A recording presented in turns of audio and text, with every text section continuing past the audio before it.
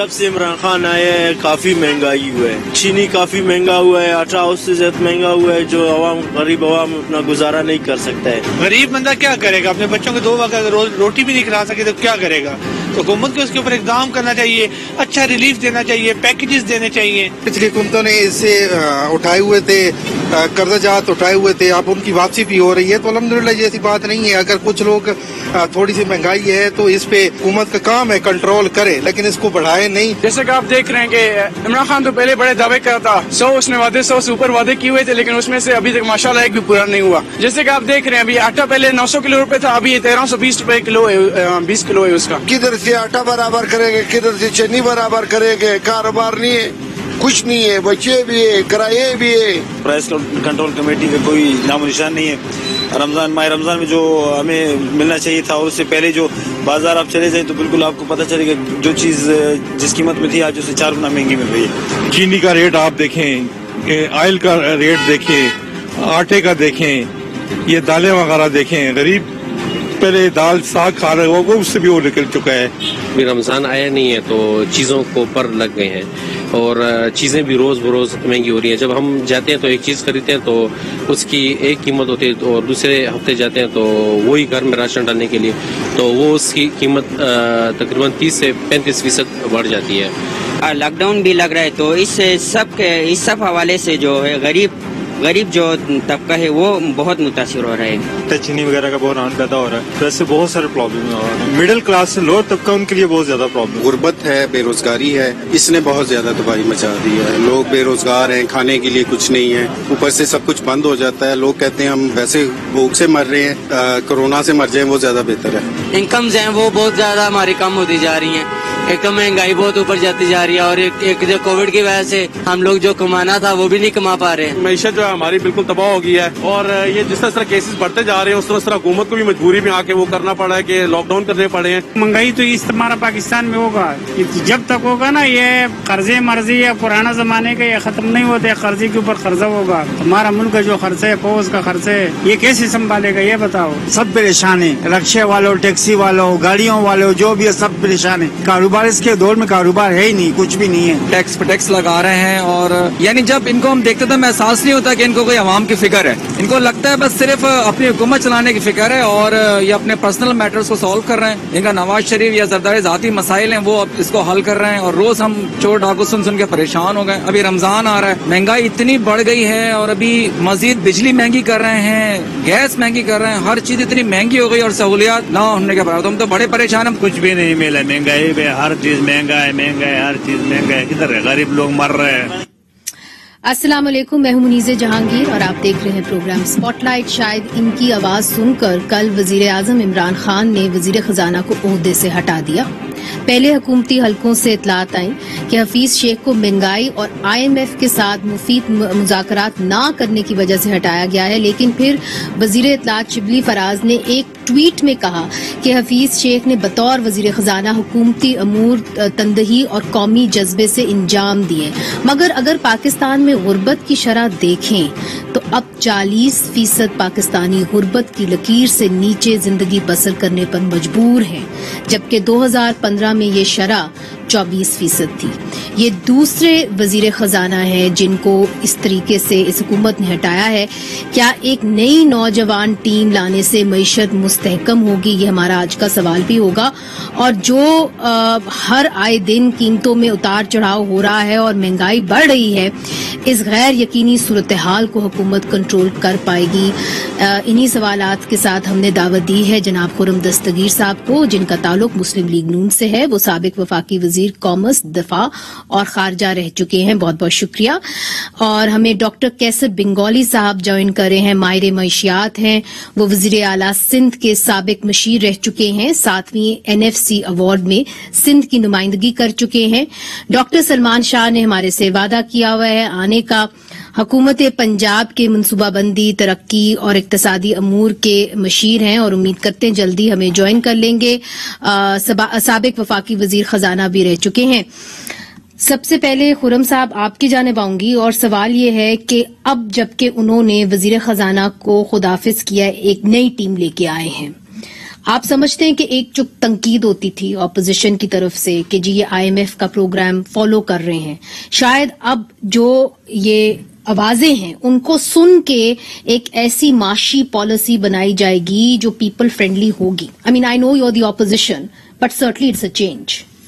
عمران خان صاحب فرمایا کرتے تھے، انہی کا جملہ ہے اور چینی کہاوت ہے کہ مچھلی سب سے پہلے سر سے گلنا سڑنا شروع ہوتی ہے. تو گلنا سڑنا تو عمران خان صاحب میں ہے، پرابلم وہاں ہے جو ملک چلانے کے اہل نہیں ہیں. اب یہ بات قوم پر واضح ہونی چاہیے. آپ نے ابھی جو کچھ اعداد و شمار بتائے کہ مسلم لیگ نون کے دور میں آج سے 6 سال پہلے 24% پاکستانی خطے غربت سے نیچے تھے، آج وہ 40% ہیں.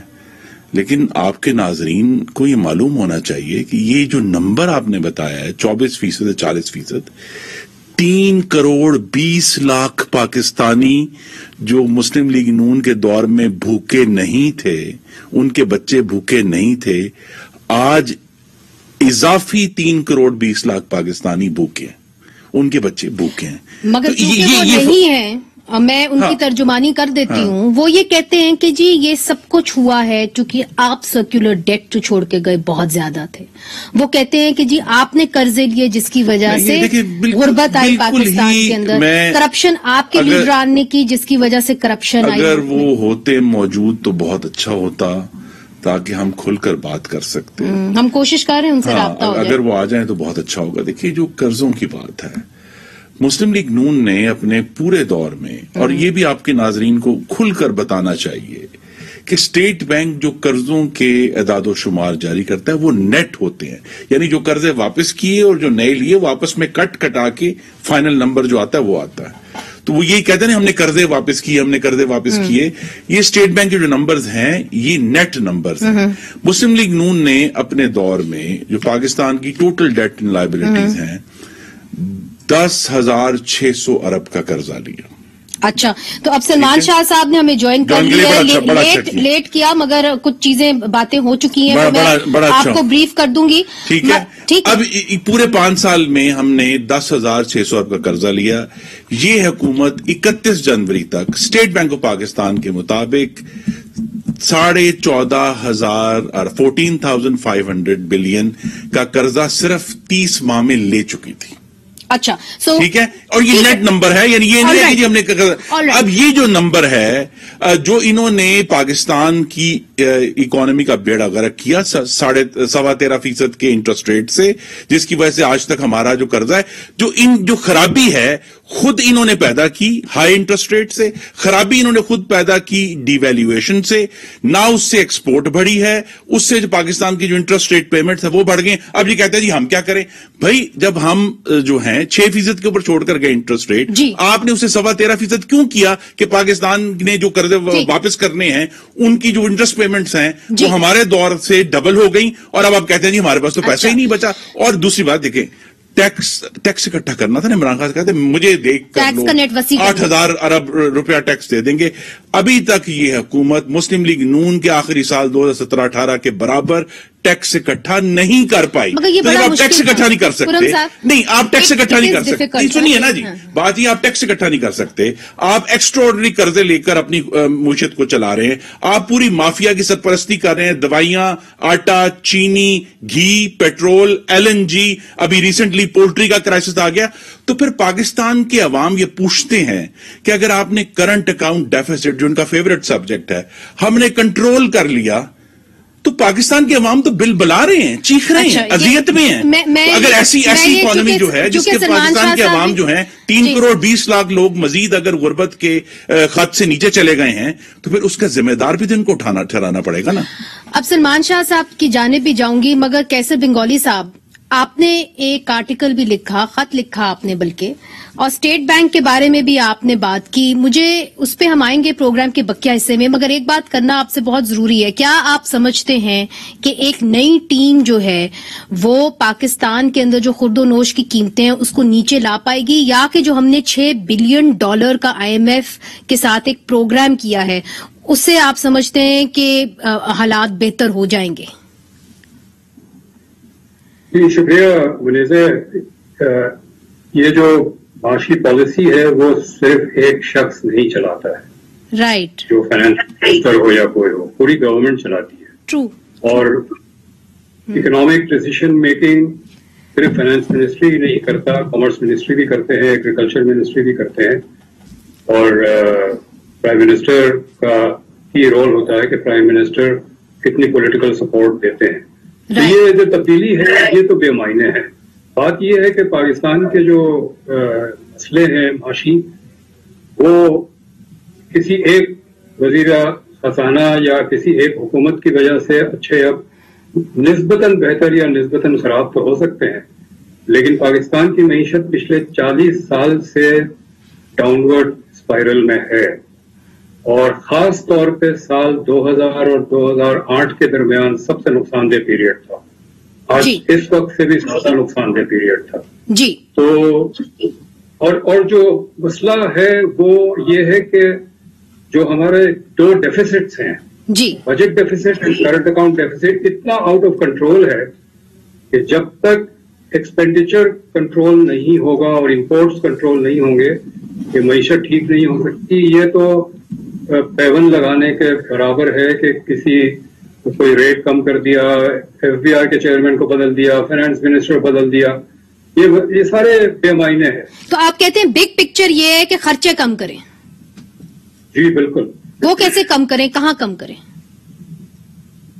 تقریباً 15 سے 18 ایسے ڈویژنز ہیں فیڈریشن میں جو بند کیے کر دینے چاہیے، کیونکہ 18ویں ترمیم میں جو کنکرنٹ لسٹ ابالش ہوئی ہے اس میں ان کی کوئی ضرورت نہیں ہے. کچھ ڈویژن جی موٹے موٹے یہ ہے کہ ایجوکیشن ہے، ہیلتھ ہے، ایگریکلچر ہے، جن کا انہوں نے نام بدلا ہے. انہوں نے ہیومن ریسورس کر دیا، انہوں نے فوڈ ایگریکلچر منسٹری کو فوڈ سیکورٹی منسٹری کر دی. پھر مجھے نہیں پتا اس وقت ایگزیکٹلی وہ ہے کہ نہیں، لیکن آج سے سال پہلے تک تو ایک ڈویژن فار نیشنل ہارمونی بھی تھی، ڈویژن فار نیشنل ریگولیشن بھی تھا. یہ مزاخیز ہے.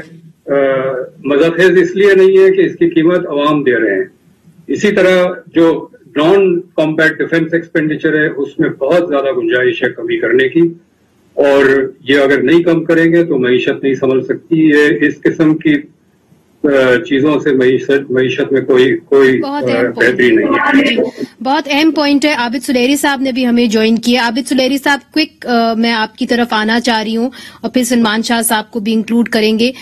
یہاں پہ کیسر بنگالی صاحب کہتے ہیں کہ آپ کو اپنے خرچے کم کرنے پڑیں گے. 18ویں ترمیم کے بعد آپ کو ایجوکیشن، ہیلتھ، ایگریکلچر جس کو ہم ہوم ہیومن ریسورس کہتے ہیں، ضرورت نہیں تھی اس کی، ان منسٹریز کی. آپ یہ بڑے طریقے سے آپ ان پہ جو ہے ان خرچوں پہ قابو پا سکتے ہیں، چونکہ 18ویں ترمیم آ چکی ہے، وہ تو ویسے ہی صوبوں کو ہو گئے ہیں سارے منتقل سبجیکٹس. جی میرا خیال ہے کیسر بنگالی صاحب کی باتوں سے میں کافی حد تک متفق ہوں. میں صرف اس میں صرف اضافہ یہ کرنا چاہتا ہوں کہ آن ٹاپ آف اٹ جو انہوں نے فرمایا وہ بالکل بجا فرمایا. اگر ہم پچھلے 22 پروگرامز کو چھوڑ بھی جائیں، میں صرف پچھلے 3 یا 4 پروگرام دیکھیں تو جو شوکت عزیز صاحب کے زمانے میں جب 141% سے زیادہ بین الاقوامی مارکیٹ میں آئل کی قیمتیں بڑھ گئی تھیں اور الیکشن ایئر ہونے کی وجہ سے جو ڈومیسٹک کنزیومر پہ صرف کوئی 19 یا 20% پاس آن کی گئی تھی، اس وقت سے انرجی سرکولر جو ہے وہ بنا. جو پچھلے 3 پروگرام دیکھ لیں اس کو انکلوڈ کرتے ہوئے کہ یہ جو پبلک سیکٹر انٹرپرائزز ہے، ہر پروگرام میں IMF کے پبلک سیکٹر کو پچھلے تینوں میں لاس میکنگ پبلک سیکٹر انٹرپرائزز کی بات کی گئی. اسی طریقے سے ان میں یہ جو ٹیکس نیٹ کو بڑھانے کی بات کی گئی، اور ہم نے کیا یہ کہ ہم اپنا وہ جو پرسکرپشن تو جو لیتے ہیں اس کو ادھورا استعمال کر کے چھوڑ دیتے ہیں. اور بدقسمتی سے ہوتا یہ ہے کہ جو پچھلا پروگرام پورا ہو بھی گیا تھا اس کے بعد الیکشن ایئر آ گیا اور دوبارہ سے اسپینڈنگ اسپری پہ ہم لوگ چلے گئے. اور ایک سال کے دوران جتنا دار صاحب نے اپنے وہ پورے پروگرام میں اچیو کی تھی فسکل کنسالیڈیشن، وہ ہم نے چھٹے بجٹ میں لوز کر دی. اور ابھی مجھے اچھا یہ ہے کہ جو موجودہ پروگرام جس میں کہ اس وقت ہم ہیں، اگر یہ ریکیلیبریٹ ہو کے ایکسٹینڈ نہیں ہوتا تو یہ بھی الیکشن ایئر پہ ختم ہو جائے گا. ہم ساری کڑوی گولیاں بھی نکل جائیں گے اور اس کے بعد ان دا رن اپ ٹو الیکشن دوبارہ سے उसी स्पेंडिंग स्पीड पे चले जाएंगे। यानी कि कंसिस्टेंसी नहीं है। मैं आपकी बात समझ गई हूँ, बहुत अहम नुक्ता आपने उठाया, बहुत शुक्रिया आबिद सुलेरी साहब, आपने हमें ज्वाइन किया। सलमान शाह साहब, आबिद सुलेरी साहब कहते हैं कंसिस्टेंसी नहीं है, जब इलेक्शन करीब आते हैं आप दबा के स्पेंडिंग करते हैं। और कैसे बंगाली साहब का ये नुक्ता उन्होंने बड़ा अहम उठाया, उन्होंने कहा आपको बिग कट्स करने पड़ेंगे, कुछ ऐसे इदारे हैं, कुछ ऐसी मिनिस्ट्रीज हैं जिनकी अब जरूरत नहीं है 18वीं तरमीम की, उनको आप डिसॉल्व करें। देखिए, ये सारी एक पॉलिटिकल इकोनॉमी की गेम है और असूली तौर पे तो बहुत कुछ करना चाहिए और वो नहीं होता बिकॉज ऑफ पॉलिटिक्स। अब 18वीं अमेंडमेंट जो थी जिस हुकूमत ने की थी, उसको चाहिए था कि उसी वक्त वो सारे जो डिपार्टमेंट्स सूबों को जाने चाहिए थे उनका अमल शुरू कर देते और वहां चले जाते जी। लेकिन उसको 10 साल हो गए हैं तो अभी तक तो एक भी डिपार्टमेंट नहीं गया और उसकी वजह पॉलिटिक्स है। दूसरी बात ये है कि हुकूमतों को सख्त रिफॉर्म्स करने की जो है उनमें एपिटाइट नहीं होती, क्योंकि हर रिफॉर्म में बहुत सी सेगमेंट्स हैं सोसाइटी के जिनके ऊपर बहुत बोझ पड़ता है और वो जो है उसको अवॉइड करने के लिए रिफॉर्म्स नहीं किए जाते।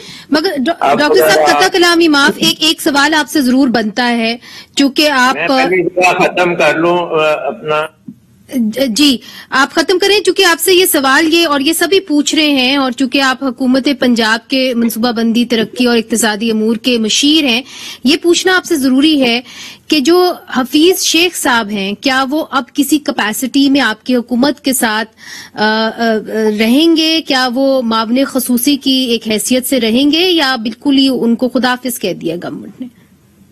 जी, पहले मैं जरा बात खत्म कर लूं क्योंकि बहुत सी पोजीशंस आई हैं इस वक्त डिस्कशन के लिए और ज्यादातर वो हकीकत पे बेस्ड नहीं है, वो एक सियासत पे बेस्ड है। जी, सबसे इम्पोर्टेंट चीज ये है कि ये जो पाकिस्तान पे कर्जे हैं ये पाकिस्तान के लिए हमेशा से एक पाकिस्तान की इकोनॉमी पे एक बर्डन के तौर पे रहे हैं और सन 2000 में जब कर्जों का हजूम तकरीबन ये न्यूक्लियर वॉर जो न्यूक्लियर एक्सप्लोजन के बाद जो कर्जों का हजूम था वो 100% था हमारी जीडीपी का।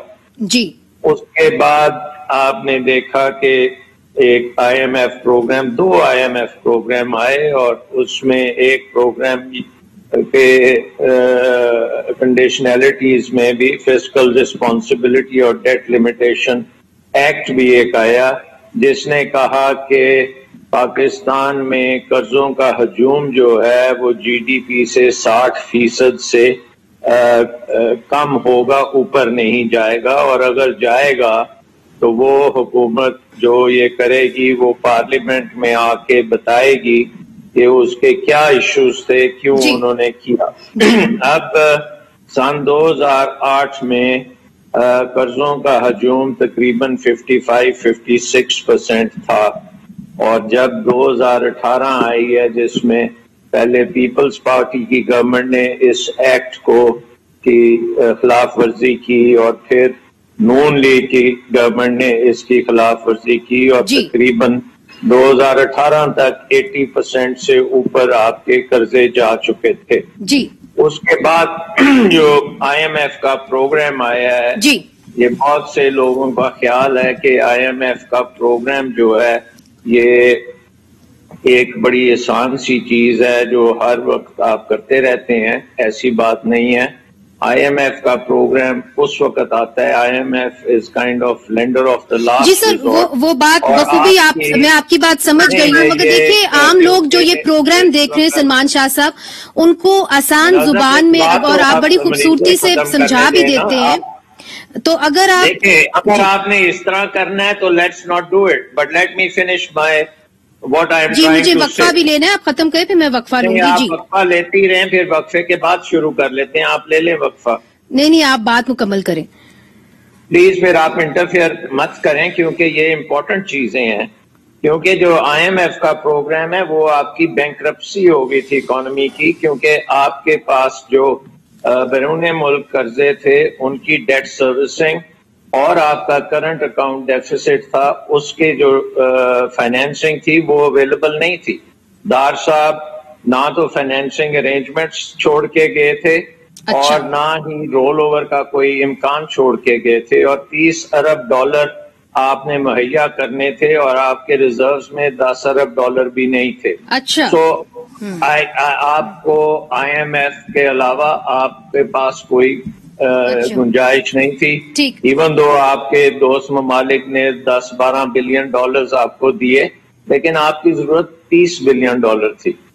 बहरहाल वो एक कहानी है जिसके बाद वो IMF प्रोग्राम आया जिसने आपका जो सब प्राइमरी डेफिसिट है उसको उन्होंने पहले कंट्रोल करना शुरू किया, और प्राइमरी डेफिसिट का मतलब है कि आई थिंक 5% जो था 0.5% ऑफ GDP प्राइमरी डेफिसिट उसमें रखा गया है। तो उसका बेसिकली मतलब है कि जो भी सूद आएगा आपके डेट का, उसको आप उसके लिए भी आपको एक्स्ट्रा डेट लेना पड़ेगा। अच्छा, ये जो बात आपने कही है डॉक्टर साहब अहम है, मगर चूंकि मईशत के ऊपर प्रोग्राम है, अब ब्रेक लेना भी हमने अपनी भी मईशत चलानी होती है, तो प्रोड्यूसर मुझे कह रहे हैं कि जी ब्रेक लें। ब्रेक के बाद हाजिर होते हैं डॉक्टर सलमान शाह साहब से, फिर पूछेंगे कि इस वक्त जो आपकी मईशत पॉलिसी जो चलाएंगे क्या उसके अंदर हफीज शेख साहब का कोई रोल होगा कि नहीं। मगर इस वक्त डॉक्टर सलमान शाह साहब का कहना था कि हमारे पास और कोई चॉइस नहीं थी इसके अलावा कि हम IMF के प्रोग्राम की तरफ जाते। वक्फा लेते हैं, वक्फे के बाद हाजिर होते हैं।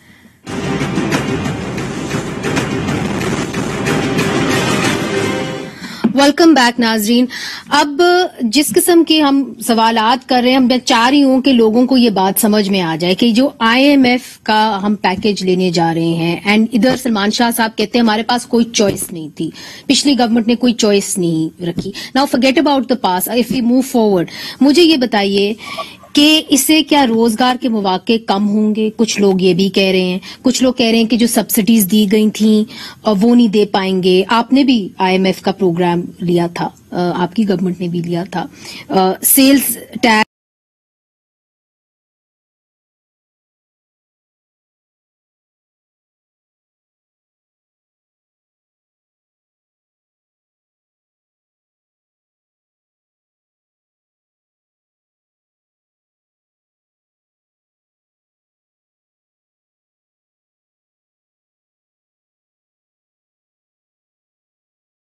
दस फीसद से ऊपर है। पिछले साल 10% से ऊपर है। पिछले साल जनवरी में ये 24% तक गई थी। अब घी, आटा, चीनी, पोल्ट्री, दालें, साग, सब्जी, पाकिस्तान के अवाम की चीखें निकल रही हैं। उनको ये फैसला करना पड़ रहा है कि क्या वो अपने बच्चों की स्कूल की फीस दें या उनको खाना खिलाएं। IMF का प्रोग्राम हेल्प करेगा? नहीं, IMF का प्रोग्राम कैसे हेल्प नहीं करेगा? देखिए, IMF का प्रोग्राम ये कहता है कि वो हुकूमत जो पहले ही बिजली के बिलों में तकरीबन डबल कर चुकी है, बिजलियों के बिल 12 रुपए फी यूनिट जो ऑन एवरेज छोड़कर गए थे वो आज 26 रुपए के ऊपर है। अब हुकूमत उसमें 36% यानी 5 रुपए 65 पैसे मजीद इजाफा करने जा रही है। अब बिजली का बिल बराह रास्त हर शख्स की आमदनी में से जाता है, तो लिहाजा वो गरीब तर हो जाएगा। यानी IMF ये कहता है कि जी आप to be fair to IMF ये कहता है कि आप अपने माली मामला दुरुस्त करें जिस तरह भी आपसे हो, और वो ब्रॉड पैरामीटर्स देते हैं। लेकिन देखिए ना, हुकूमत का काम ये है कि इससे पहले कि वो पाकिस्तान के अवाम से कहे कि आप ज्यादा बिल दें, क्योंकि हुकूमत की नालायकी की वजह से पाकिस्तान का गर्दिशी कर्जा 1056 अरब रुपए से अब 2400 अरब रुपए से तजावुज कर चुका है। अब कहां क्राइसिस ये आया है, और मैं आप नंबर्स मुझे बताने पड़ेंगे। मुस्लिम लीग नून की गवर्नमेंट जो है उसमें 93% बिल दिए जाते थे उसकी रिकवरी हो रही थी, हम 93 तक पहुंच गए। राइट। इस हुकूमत में वो 5% गिर गई है और 88 पे आ गई है। राइट। इसका मतलब ये है कि 5% के ऊपर जो बहुत कई 100 अरब रुपए हैं जो हम कलेक्ट कर रहे थे, अब ये कलेक्ट नहीं कर रहे। अब चूंकि ये कलेक्ट नहीं कर पा रहे अपनी नालायकी की वजह से, लिहाजा ये पैसे अब वहां देने पड़ रहे हैं कंज्यूमर्स को कि जी वो तो सर्कुलेट, यानी कंज्यूमर्स को, आम आवाम को उसका भार उठाना पड़ रहा है। दूसरा जो भार उठाना पड़ रहा है कि जो लाइन लॉसेस थे जो हम घटाकर, अब बहुत ज्यादा थे हमारे दौर में 27% थे, अभी भी वो फिर अब 33% हो गए हैं। इसका मतलब है कि डबल पाकिस्तान के अवाम को डबल सजा मिली है कि बिजली की चोरी भी बढ़ गई है, बिजली के बिल भी इकट्ठे नहीं कर पा रहे, और जब ये नहीं इकट्ठे कर पा रहे तो फिर क्या कह रहे हैं कि जी हम तो 36% बिजली बढ़ा देंगे। अब इशू ये है, जो असल सवाल पूछने का है इकोनॉमिस्ट से, जो मैं समझ नहीं पाया, कि ऐसी हुकूमत जो पहले ही बिजली की कीमत दुगना कर चुकी है, तो जब आपने बिजली की कीमत दुगनी कर दी फिर सर्कुलर डेट दुगना क्यों हो गया? नहीं, ये वाकई में एक अहम सवाल है। कैसे बंगाली साहब, ये सवाल इकोनॉमिस्ट भी कर रहे हैं कि जी अगर आपने सर्कुलर डेट बढ़ गई है और आपने इलेक्ट्रिसिटी भी दुगनी कर दी है, तो वी थॉट कि सर्कुलर डेट कम होगी, मगर हुई नहीं। इसकी क्या वजह है? ये हम अगर 30 मील चीजों को लेंगे तो इसका आपको हल नहीं मिलेगा। हर चीज का दूसरे वेरिएबल से रिश्ता होता है। जो हमारा क्राइसिस है वो कि IMF के हवाले से भी बात हो रही है। देखिए, IMF के सिर्फ 2 कंडीशंस होते हैं। एक कंडीशन ये होता है कि डोमेस्टिक बजट डेफिसिट आप रीजनेबल लेवल पे रखेंगे, दूसरा जो आपका ट्रेड डेफिसिट है वो आप रीजनल लेवल पे रखेंगे।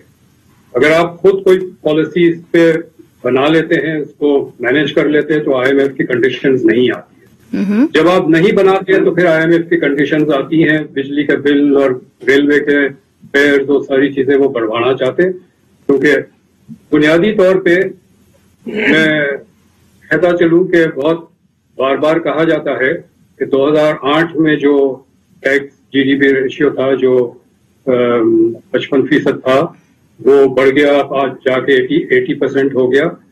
बात यह है कि साल 2003 में जब मुशर्रफ और शौकत अजीज की हुकूमत थी, उस वक्त हमारा एक बहुत बड़े पैमाने में डेट की रीस्केड्यूलिंग हुई थी, क्योंकि हमने अपनी सियासी खुद मुख्तारी बेची थी अफगानिस्तान में। और वो कर्जा जो नहीं उसकी अदायगी थी कई साल तक, उसका फायदा मुशर्रफ और शौकत अजीज की हुकूमत ने उठाया।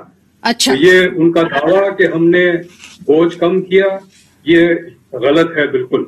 ये सियासी खुद मुख्तारी जो बेची थी, उसका कर्जा रीस्केड्यूल हुआ था उस वजह से, और आने वाली उसकी बाद जो हुकूमत है वो कर्जा अदा करती रही जो मुशर्रफ के दौर में कर्जा अदा करना। अच्छा, ये आपने अहम नुक्ता उठाया है। और चीज ऐड करो, देखिए IMF की वजह से इस साल पाकिस्तान की कपास की पैदावार गालिबन पिछले 35 साल में सबसे कम है। हम इंडिया से ला रहे हैं। सुनिए ना जी, 2014-15 में मुस्लिम लीग नून के दौर में 14.5 मिलियन बेल। सुनिए मैं आपके आवाम को समझाना पड़ेगा ना कि वही इकोनॉमी, वही किसान जो मुस्लिम लीग नून के दौर में 1.45 करोड़ बेल उगा रहा है, उसने पिछले साल सिर्फ 57 लाख बेल उगाई। देखिए, ये सवाल करेंगे, इशू ये है, ये इसका IMF से ताल्लुक नहीं है कि जब पाकिस्तान में बैड पॉलिसी की वजह से आपकी इतनी क्रूशल कैश क्रॉप नीचे गिरेगी, फिर आपको इंपोर्ट करने के लिए मजीद डॉलर चाहिए। माजी के झरोकों में तो हम जा रहे हैं, मगर अवाम वही सवाल बार बार कर रही है कि कल का क्या होगा, आज का क्या होगा। 3 जो माहिर हैं हमारे साथ बैठे हुए हैं, कोशिश करूंगी कि उस सवाल का जवाब उनसे जरूर लूं, और ये भी पूछूंगी कि तजारत की बात हुई है, क्या तजारत के साथ जो हमारे खित्ते में अगर तजारत खुले उससे मसला हल हो सकता है कि नहीं। वक्फे के बाद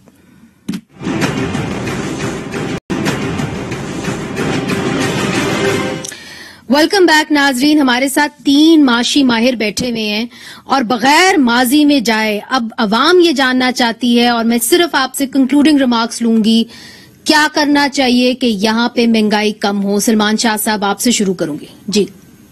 देखें, अब क्योंकि अब स्टेबिलिटी आती जा रही है, ज्यादा से ज्यादा इन्वेस्टमेंट को फरोग देना पड़ेगा और इन्वेस्टमेंट लेड ग्रोथ करनी पड़ेगी।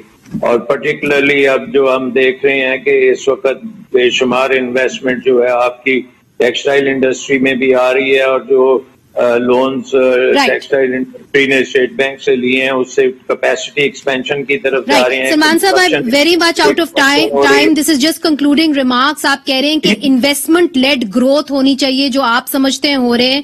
کیسر بنگالی صاحب, آپ کی جانب آؤں گی. آپ نے حال ہی میں ایک بڑا اہم آرٹیکل بھی لکھا, اسٹیٹ بینک سے متعلق لکھا کہ جی یہ ایک متنازع طور پہ اس کو انڈیپینڈنٹ کیا جا رہا ہے, یہ نہیں ہونا چاہیے. اس کے بارے میں بھی بات کریے گا, اور یہ جو مہنگائی ہے اس کو کیسے دور کیا جا سکتا ہے؟ جی, مہنگائی کو پہلے ٹچ کروں گا. دیکھیں, دو وجہ ہوتی ہے قیمتیں بڑھنے کی. ایک ڈیمانڈ سائڈ سے ہوتی ہے اور ایک سپلائی سائڈ سے ہوتی ہے. ڈیمانڈ سائڈ سے اس وقت کوئی انفلیشن نہیں ہے کیونکہ لوگوں کی قوت خرید ٹوٹ چکی ہے. یہ انفلیشن جو ہے ساری سپلائی سائڈ سے ہے.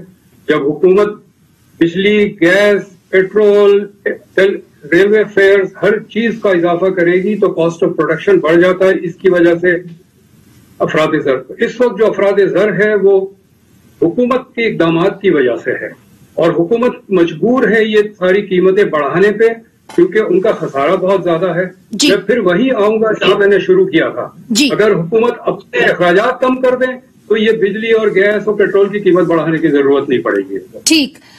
خرم صاحب, آپ کی جانب, اور ٹریڈ پہ ضرور بات کریے گا چونکہ چیف آف آرمی اسٹاف آفتے عمرانی جو آئی ہوئی ہے 2018 سے, اس کی نہ نالائکی کم ہونے کا امکان ہے اور نہ ہی اس کی مافیا سرپرستی کم ہونے کا امکان ہے.